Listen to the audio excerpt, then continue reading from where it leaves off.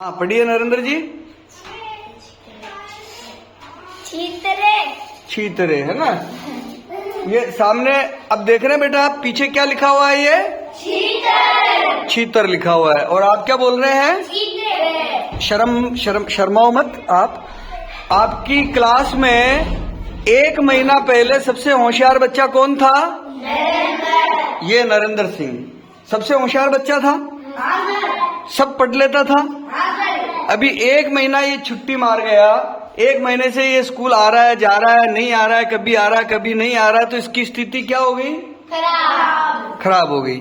चीतर को भी ये चीतरे पढ़ रहा है ना। शर्म मत कर बेटा। तो आप इससे क्या समझे? इससे आपको ये समझना चाहिए कि स्कूल आना रोज जरूरी है। क्या समझे आप? स्कूल आना रोज जरूरी है। स्कूल रोज आना चाहिए। अगर इसके जैसे, हालांकि इसका पैर में तकलीफ हो गई थी, बीमार हो गया था ये, इसलिए नहीं आया, लेकिन नहीं आया तो इसको नुकसान हो गया, क्योंकि जो इसको आता था वह भी भूल गया।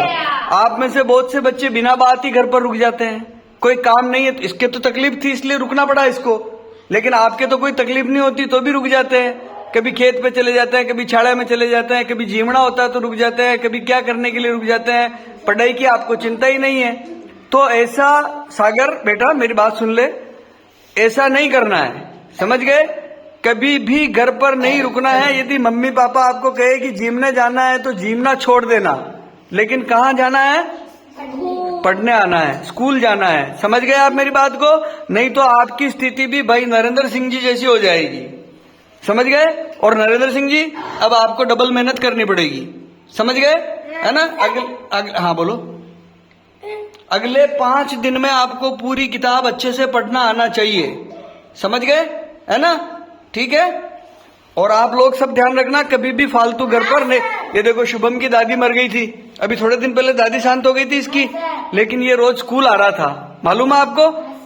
स्कूल आ रहा था ये रोज। हाँ, दादा शांत हो गए थे इसके, लेकिन ये रोज स्कूल आ रहा था। कितना अच्छा लड़का है ये। और आप बिना बात ही रुक जाते हैं। नहीं रुकना बेटा, समझ गए? ठीक है।